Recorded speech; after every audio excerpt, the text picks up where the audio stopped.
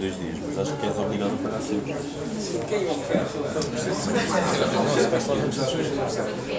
Não sei se podes ter. Qual é a sua Não sei. Só faço uma nossa. Eles não dizem especialmente se podes. Tudo bem?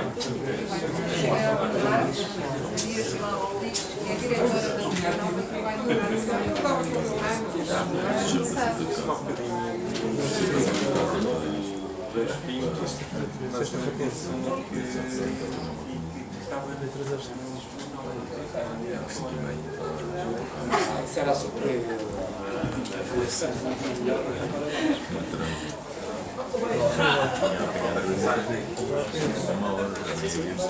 o metro estava entregado, o metro estava. Eu já não vou ver se eu consigo. Já me quero mais tomar. Você vai apresentar uma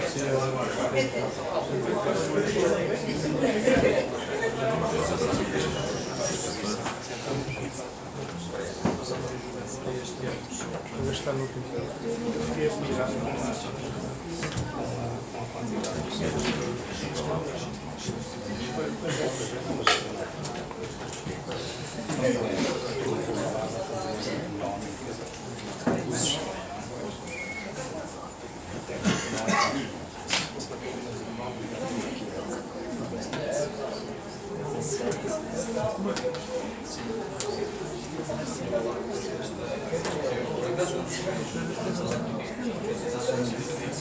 Não tenho isto aqui.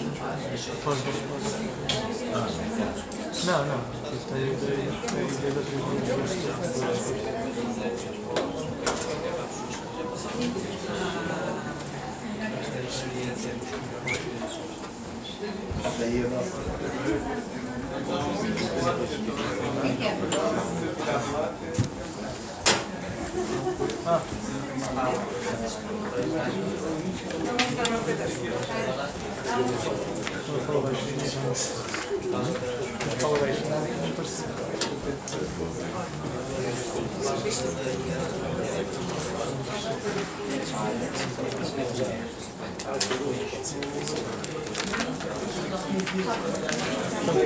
Já pensou no seu nome? Tudo bem? Muito bem. Tudo bem. Dá substituto?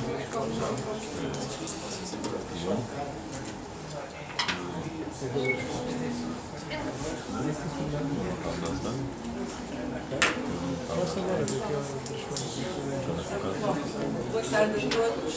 Vamos dar início a mais um ponto de encontro. Desta vez com a presença aqui do engenheiro Cláudio. Não se ouve. Tem que ser um pouco mais alto. Supostamente. Não está mesmo.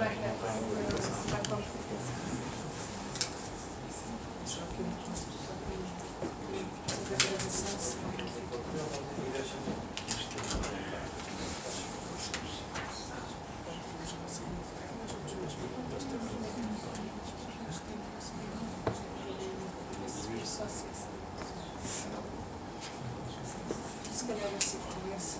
Filipe.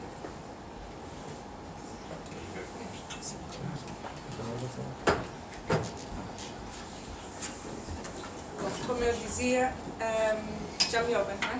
Não? Não. Eu falo mais alto. Não?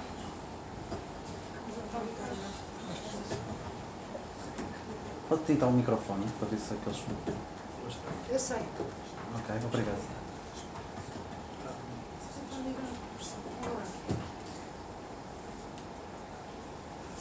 Não, a sério, eu... sim. Mas olha Não? que não. Sim, está bem. Eu penso que agora já.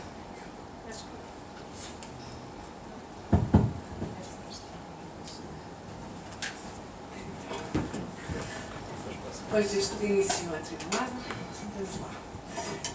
Vamos ter então aqui uma apresentação de toda relevante no âmbito do pacote de inverno da União Europeia, aqui pelo engenheiro António Albino Marques, da REM, que nos vai falar sobre o sistema elétrico português e como é que nós o podemos gerir com uma elevada penetração de energias renováveis.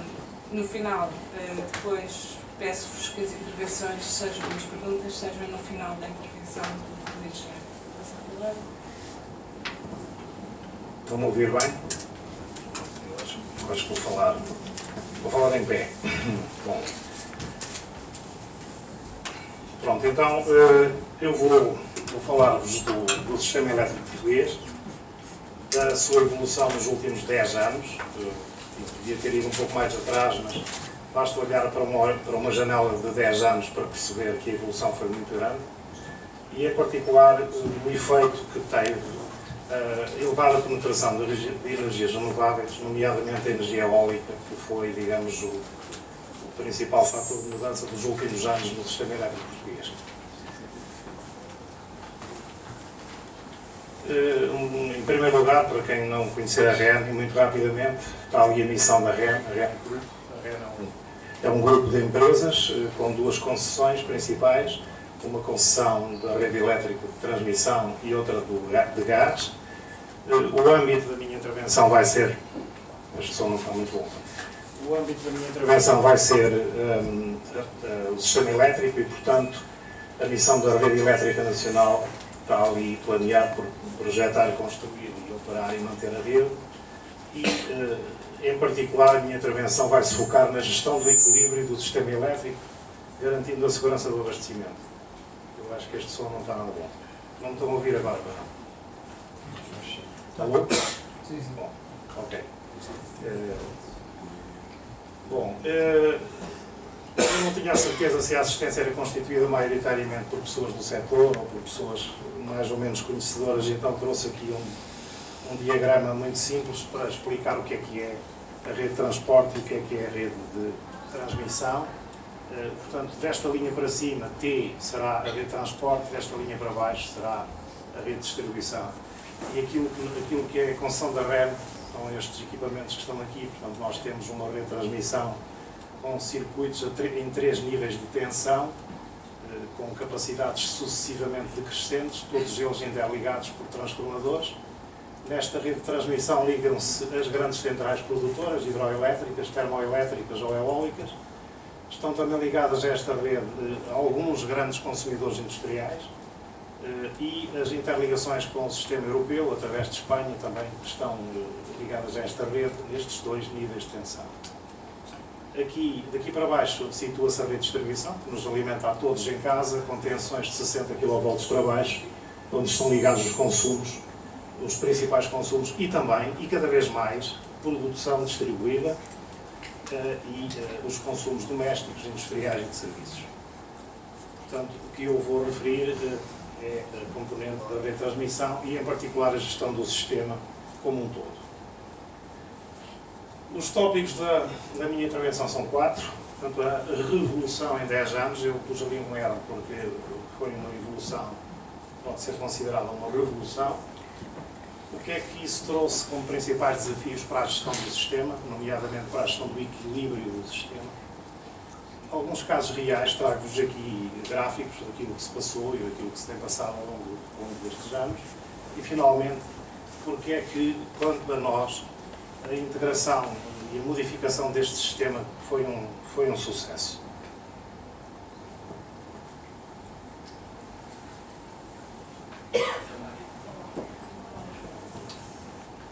Bom, então, este gráfico dá a capacidade instalada no sistema português por tecnologia.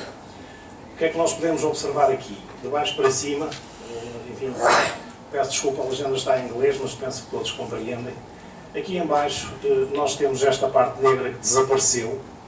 Isto eram as centrais elétricas a fuel, portanto já não se produz energia elétrica com derivados do petróleo em Portugal desde 2013.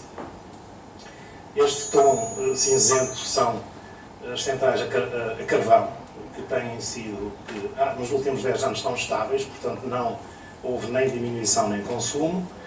Aqui, neste cinzento mais claro, está a capacidade instalada em centrais a gás. Aqui há um crescimento nítido. Reparem, de alguma forma podemos dizer que houve uma substituição das centrais térmicas com combustível primário fuel por centrais térmicas com combustível primário gás, até porque, se repararem, neste ponto aqui, estamos mais ou menos ao mesmo nível de capacidade térmica que tínhamos há 10 anos, com esta substituição de combustível. O azul é a capacidade instalada em centrais hidroelétricas. Aqui há um crescimento, principalmente nos últimos anos, com as centrais do Plano Nacional de Barragens. E, finalmente, o verde, que é a eólica, onde há um crescimento muitíssimo grande. Portanto, tínhamos há 10 anos cerca de 2.000 megawatts instalados e agora temos cerca de 5.000 megawatts instalados. O solar tem ainda uma penetração relativamente bastante pequena no sistema, é aquilo que poderá vir a acontecer nos próximos anos. Isto corresponde a um aumento de capacidade instalada de 40%, relativamente a uma ponta de consumo que está aqui nesta linha negra, que basicamente não cresce, até houve uma certa diminuição, mas é preciso ter em conta que, sendo centrais renováveis, eu não posso pedir ao vento que sopra mais depressa quando preciso, não se pode olhar para a capacidade instalada como se olhava nos sistemas tradicionais em que havia, enfim, uma relação entre a capacidade instalada e a ponta de consumo muito menor, porque era possível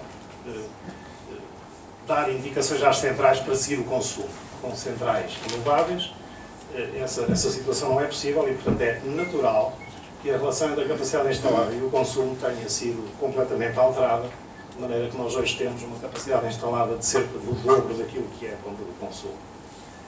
Aqui é o mesmo gráfico, mas em que eu dividi as centrais em despachadas e não despachadas. Portanto, eu chamo aqui despachável a todas as centrais elétricas que podem, recebendo ordens para isso, subir ou descer a sua geração, e as centrais não despacháveis, que são aquelas que produzem a energia primária que têm. Portanto, centrais basicamente eólicas, mas não só, também centrais de cogeração, em que produzem aquilo que os seus produtores quiserem, no caso da cogeração, ou dependendo dos processos industriais, e no caso da eólica, produzem conforme o vento que sopra. Portanto, o que aconteceu aqui foi que a parte não despachável do sistema subiu de 25% para 38% nestes últimos 10 anos, e aqui começam, digamos, as questões. Portanto, há muito mais produção no sistema que não é controlável por um operador de sistema, por um despacho. E isto tem consequências, como veremos. Isto é um diagrama muito conhecido, que é a revolução eólica em Portugal. Reparem que até 2003, basicamente, não tinha peso, e depois há este crescimento exponencial que atingiu, em 2016, já um pouco mais de 5.000 megawatts instalados. Esta coluna mais pequena é o acréscimo anual ao longo do tempo. Este crescimento é notável e eu estou a falar nos últimos 10 anos, portanto nós partimos daqui, os tais 2000 que falei há bocado, não é? Aqui o que eu mostro é energia. Há bocado eu falava em capacidade instalada e agora temos aqui a variabilidade do mix energético ao longo dos anos. Portanto, o que é que se nota aqui? Da mesma forma, o desaparecimento da energia produzida em centrais térmicas a fuel, uma quantidade significativa de produção de centrais a carvão. Isto é a energia produzida pelas centrais a gás, e reparem aqui há aqui uma situação interessante, que é, nos anos, o azul são a energia produzida nas centrais hidroelétricas e o amarelo a energia produzida nas centrais eólicas. Este verde é a energia importada. O sistema português é um sistema tendencialmente importador, o ano passado passou a exportador. Já explico porquê. O que há aqui de interessante é verificar que em anos secos como este, um ano em que a hidroeletricidade teve um contributo pequeno, existe naturalmente um aumento da produção de origem térmica. E em anos úmidos existe uma redução da produção de origem térmica. Uma coisa interessante é verificar que a variabilidade anual da hidroeletricidade é significativa, mas a variabilidade anual da eólica praticamente não existe. Ou seja, a energia eólica em base anual repete. E, portanto, eu posso olhar para a energia eólica que tem intermitências no curto prazo e que é previsível, mas com alguma dificuldade, e tenho praticamente a certeza estatística que em base anual a energia eólica contribui com uma quantidade que tem sido, nos últimos anos, sistematicamente, da ordem dos 22, 23% da energia do país. O que aconteceu em 2016 foi que o sistema português, por termos tido um ano bastante úmido, exatamente o contrário do que se está a passar este ano, e um ano eólico normal, o sistema português tornou-se exportador. Claro que isto depende também da competição em mercado das centrais térmicas. O nosso sistema está integrado no mercado europeu, em particular no mercado ibérico, e, portanto, a quantidade de produção de origem térmica que é ou não é ligada no sistema depende basicamente da competição em mercado e, portanto, entram primeiro as centrais mais competitivas. Se as centrais portuguesas forem mais competitivas, produzem; se não forem, não produzem. São substituídas por centrais de origem de centrais térmicas em Espanha. Portanto, isto aqui é a ponta. Reparem que, em termos de consumo, o sistema português não tem crescimento. Nos últimos anos, o consumo está basicamente estagnado. Houve aqui um pico. Este foi o pico da tentativa de reagir à crise que começou em 2009, mas rapidamente este pico se atenuou e agora o que temos tido é uma grande estabilidade, na casa dos 50 terawatt-hora em cada ano. Em 2016, o mix energético de 2016 está aqui, portanto, isto é deste lado esquerdo a capacidade instalada. Repare, nós temos basicamente 4 fatias relevantes no sistema, portanto, a fatia hídrica, com cerca de 7 gigawatts, tendo 2,6 gigawatts reversíveis. Esta reversibilidade hídrica é muito importante no sistema português, como eu vou explicar mais à frente. Esta reversibilidade foi reforçada recentemente de forma significativa com algumas das centrais novas que entraram no sistema com essa capacidade. 26% de capacidade eólica no conjunto, cerca de 5 gigawatts. Gás natural 24%, carvão 9%, estão aqui as potências. Depois já há uma penetração reduzida de solar e de biomassa, que tem algum significado, mas relativamente pequeno. A componente solar vai, de certeza, subir nos próximos anos. Em energia consumida, o ano passado foi um ano interessante, porque se nós considerarmos o que é renovável, portanto, daqui até aqui, e o que não é renovável, que é o gás e o carvão, temos cerca de 60% renovável, 40% não renovável. Este ano, 2017 e até agora, as fatias inverteram-se. Portanto, estamos com 60% não renovável, 40% renovável. E porquê? O que está a faltar não é a eólica, o que está a faltar é, obviamente, a hidráulica, que está com penetrações de cerca de metade ou menos de metade disto. Em ano hidrologicamente normal, ou melhor que normal, o sistema português tem uma penetração renovável muito significativa. Quando o ano é seco, a capacidade das centrais térmicas é essencial para garantir o abastecimento. Localização das fontes. Isto é um mapa de localização dos principais parques eólicos ao longo do país, portanto, na zona norte interior e centro interior, principalmente. Alguns aqui na zona oeste e alguns no Algarve. Cerca de 100 parques com cerca de 5.000 megawatts de potência instalada.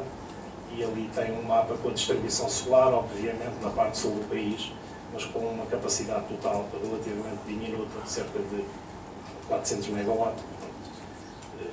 Tal como eu disse, há a expectativa nos próximos anos disto subir significativamente. Estes mapas servem para mostrar que o consumo, isto é, a densidade do consumo, em Portugal é um país desequilibrado. Em termos energéticos, o consumo situa-se fundamentalmente na costa litoral, entre Lisboa e o Porto, e um pouco no Algarve, sendo o interior do país zonas com densidade de consumo baixas. Por outro lado, o recurso está, em muitos casos, localizado em zonas onde não há consumo. Isto é o recurso eólico, por distrito, e isto é o recurso hídrico, o azul, e aqui entreacejado temos as centrais a gás, 4 centrais, a Ribatejo, Pego, Lares e Tapada do Outeiro, e 2 centrais a carvão, Sines e Pego. Porque isto é assimétrico, porque o consumo não está onde estão as centrais, ou melhor, as centrais não estão onde está o consumo. Reparem que no caso das térmicas elas estão bastante mais perto do consumo, porque localizam-se ou é preciso ter uma fonte fria, portanto, ou estamos junto ao mar ou estamos junto a um rio, mas já houve a intenção de colocar as centrais térmicas em locais relativamente perto do consumo, Lisboa e Porto. No caso da eólica e no caso da hídrica, o recurso está onde está e, portanto, é preciso ir colocar as centrais onde há o recurso, daí a necessidade de rede. O que aconteceu nos últimos anos foi que, para acompanhar esta modificação, a REN teve que fazer investimentos significativos, devidamente planeados, ao contrário do que aconteceu em muitos países europeus. Em Portugal foi possível planear a rede de forma coordenada com o aumento da capacidade, da nova capacidade instalada. Não aconteceu as situações até um pouco incompreensíveis que há em alguns países europeus, como por exemplo na Alemanha, em que a capacidade eólica foi instalada em zonas onde não há consumo e também não há rede suficiente para transportar essa capacidade para os locais de consumo. Em Portugal, e ao contrário, neste caso da Alemanha, as coisas foram bem feitas e, portanto, foi possível planear a rede em tempo útil. A rede cresceu fundamentalmente por esta linha aqui, circuitos a 400 kV, portanto, é a rede com mais capacidade de transporte. Tem aqui um crescimento muito significativo que acompanha, de certa maneira, o crescimento da nova capacidade hídrica e eólica e também da capacidade de transformação instalada. Sem isto, não era possível acompanhar esta revolução nos meios de produção. Isto é, alguns números sobre a rede de hoje, eu não vou ler, mas queria só chamar a atenção para estes círculos. Estes pontos são os pontos em que o nosso sistema está ligado à rede espanhola e, portanto, através da rede espanhola, à rede europeia. 2 linhas aqui na zona do Rio Lima, 4 linhas na zona do Douro, 1 linha na zona do Tejo e mais 2 no sul do país, estas mais recentes, uma na zona do Alqueva e outra no norte do Algarve, ou no sul do Alentejo, como queiram. Nós temos 9 circuitos a interligar o nosso país com a rede europeia, 6 a 400 kV e 3 a 220. Estas interligações foram reforçadas significativamente nos últimos anos e isto também desempenha um papel importante na capacidade de gerir o sistema com a elevada penetração do renovável.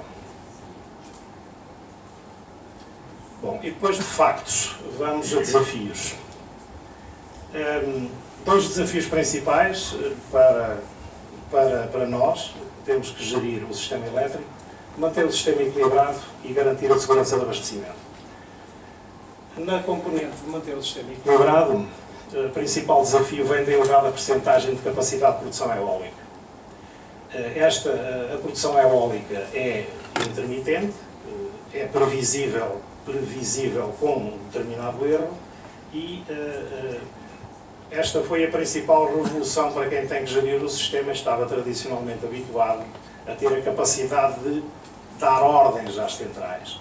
Quando entra no sistema português uma elevada capacidade em que as centrais não recebem ordens, produzem aquilo que o vento sopra, foi preciso repensar completamente a forma como o sistema é gerido e, portanto, acomodar essa intermitência, equilibrando o sistema com outros meios de produção que têm que acompanhar a flexibilidade da produção eólica. Nós temos no sistema português uma ordem de mérito para poder reduzir a eólica em casos em que haja muitos excedentes de energia, e isso pode acontecer, como eu vos vou mostrar. Há situações em que a eólica sozinha é superior ao consumo, particularmente em períodos de vazio, portanto durante a noite ou em fim de semana. Este sistema foi apenas usado uma vez, num fim de semana deste ano, O que é notável, portanto, há muitos países que fazem muitos cortes de eólica, mesmo muitos, porque não têm um sistema suficientemente flexível para acomodar a penetração eólica. Nós, só uma vez tivemos que usar este mecanismo de, depois de esgotadas todos os outros meios, reduzir a eólica e, apesar de tudo, reduzir pouco a eólica. Uma consequência que teve a elevada penetração eólica foi também que tivemos que aumentar a reserva. E a reserva são centrais que estão paradas, mas que podem entrar no sistema a qualquer momento. Qualquer sistema elétrico tem que ter uma reserva, porque, por exemplo, tem que fazer face a uma avaria de um gerador e substituir esse gerador por outro. O que aconteceu foi que, para além dessa reserva que sempre tivemos que acrescentar mais alguma reserva para poder fazer face à variabilidade da produção eólica. Apesar de tudo, aquilo que se acrescentou é relativamente moderado e não representa um custo significativo para o sistema, tendo em conta os elevadíssimos benefícios que tem, obviamente, a produção renovável. A garantia de abastecimento. A garantia de abastecimento era ou podia ser uma questão, porque se eu faço entrar num sistema uma elevada quantidade de produção que depende do vento, eu posso perguntar em causa, posso perguntar e está garantida a segurança, isto não vai haver apagões? E a resposta é possível, já foi dada, não vai haver apagões. E não houve apagões. Apesar de que, se nós recuarmos 20 anos, já era inimaginável o que aconteceu em Portugal, havia quem dissesse que o nível de penetração eólica que temos hoje era impossível. Mas não é, e até é possível acomodar ainda mais. Porquê é que a segurança de abastecimento ficou garantida? Primeiro porque nós temos um sistema elétrico interligado ao sistema europeu.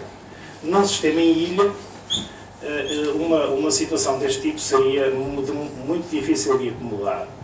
Na prática, as interligações funcionam como uma reserva permanente para variações bruscas de produção.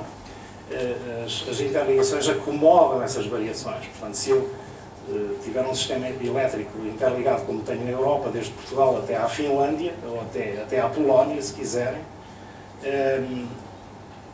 os desequilíbrios de um país são compensados pelo outro país.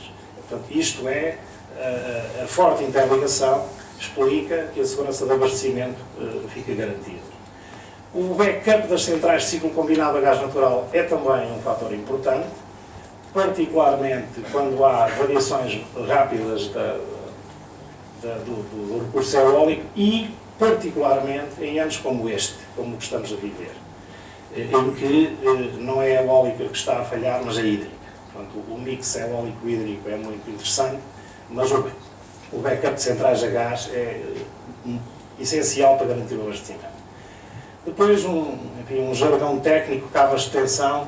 Cabos de tensão são perturbações no sistema elétrico que resultam dos curtos-circuitos que as linhas de transmissão têm, provocadas por incêndios, ou por trovoadas, ou por avarias técnicas também, menos.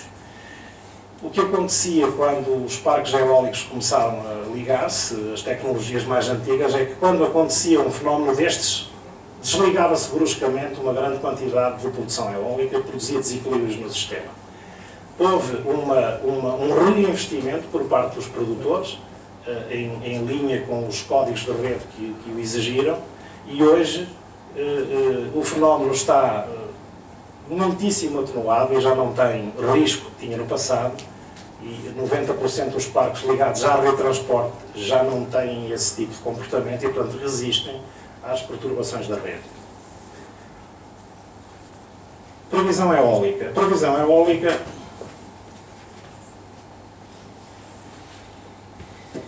a previsão eólica é um fator decisivo na gestão do sistema, com muita energia eólica. A REN trabalha nisto desde 2004 e o que eu tenho aqui é um resumo do que fazemos hoje, depois de ter passado por fases em que nós, quando começámos a trabalhar na previsão eólica, estávamos quase a fazer nós próprios alguma investigação. Hoje em dia isto é um pouco uma commodity e, portanto, existem muitas empresas e institutos, alguns deles ligados às universidades, que nos fornecem a previsão eólica, e o que nós fazemos é comprar no mercado a 4 fornecedores externos as previsões para a semana seguinte. E compramos a previsão em cada parque, com refrescamento a cada 6 horas. Não nos basta ter a previsão eólica global do país. Nós queremos ter a previsão eólica em cada ponto, para poder estudar a rede e verificar se a rede, com aquela distribuição de produção, está segura. E para isso precisamos da previsão em cada ponto. E temos essa previsão. Combinamos as previsões para obter uma melhor previsão final, com as experiências que fomos fazendo, verificar